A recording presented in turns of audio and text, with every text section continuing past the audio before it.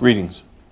I want to update you today on recent developments concerning the officer-involved shooting that occurred September 6th of this year at San Juan Regional Medical Center. As I previously reported, Farmington Police Department officer-involved shootings are investigated by the New Mexico State Police and then turned over to the District Attorney's Office. The State Police have informed us the investigation is complete and has been turned over to the DAs. While the District Attorney's Office may require some additional information, the investigation is nearly concluded. As a result, we are releasing the body camera footage of this incident to the media. We will not post it on our social media sites, but you will see it on both local and Albuquerque media outlets. We have coordinated this release with the State Police and the DA's office. Additionally, we reached out to the family of Mr. Nava-Martinez to offer them a chance to see the video prior to its release and have questions answered. This was done in conjunction with the DA's office. 2 family members did meet with us. I will tell you the video is difficult to watch for a number of reasons. Things happen very fast. The video shows Officer Rock and Mr. Nava-Martinez talking, both in English and Spanish, while waiting in a hallway at the hospital. Mr. Nava-Martinez was not handcuffed and was waiting for further tests to be conducted to determine if he had sustained more serious injuries from the traffic crash that led to his initial arrest for DWI and vehicle theft. Suddenly, Mr. Nava-Martinez attacked Officer Rock. The video shows a struggle occurring in extremely close quarters. The camera consequently does not show everything. What the investigation determined is that Mr. Nava-Martinez grabbed Officer Rock's gun with both hands and yanked it in an effort to pull it from the holster. You can hear a desperate Officer Rock clearly tell Mr. Nava-Martinez not to do that. The officer then called for help and for hospital staff to call someone.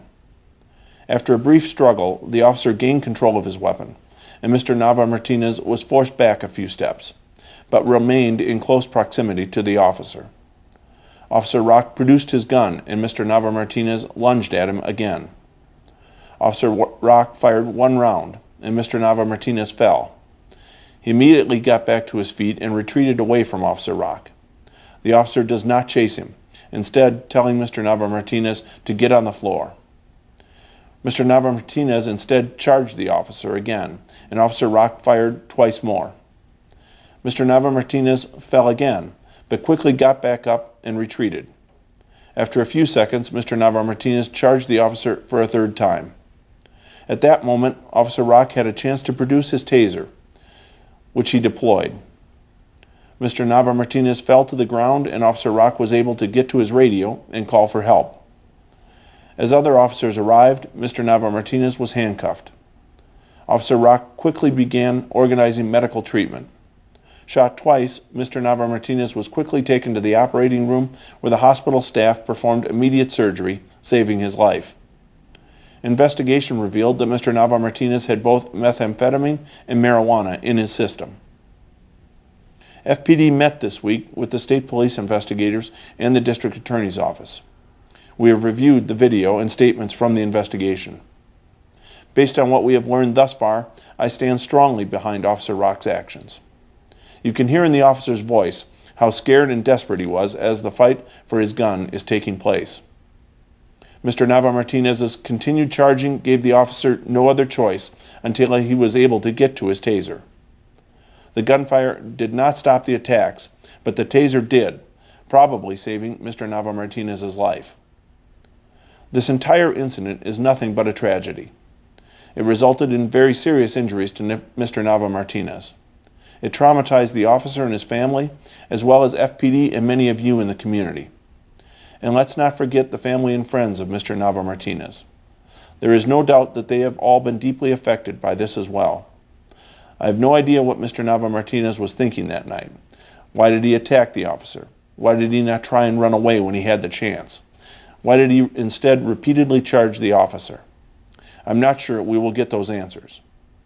Another question we fortunately do not have the answer to is what would have happened to Officer Rock, as well as hospital staff or patients, had the officer not successfully fought off Mr. Nava-Martinez. The fact that I feel the officer made appropriate decisions in the heat of a life or death situation does not change the fact that we wish this had never happened. Officer-involved shootings are traumatic events for everyone involved, including the department and the community. We are very thankful that neither the officer nor any innocent bystanders were seriously injured. Equally, the fact that Mr. Nava Martinez was not killed and has since recovered is the best possible outcome we could have hoped for. While Mr. Nava Martinez faces extremely serious charges as a result of this, the Farmington Police Department is very happy he has recovered. Officer-involved shootings should be thoroughly and openly investigated. You, the public, have the absolute right to ask questions of your police department. Our release today will not answer all questions about what happened or why. More answers will be coming when the District Attorney's Office makes its decision and releases more of the investigation. For now, I wanted to give you more information as well as what will happen going forward. I thank you for your continued patience and support of the men and women of the Farmington Police Department.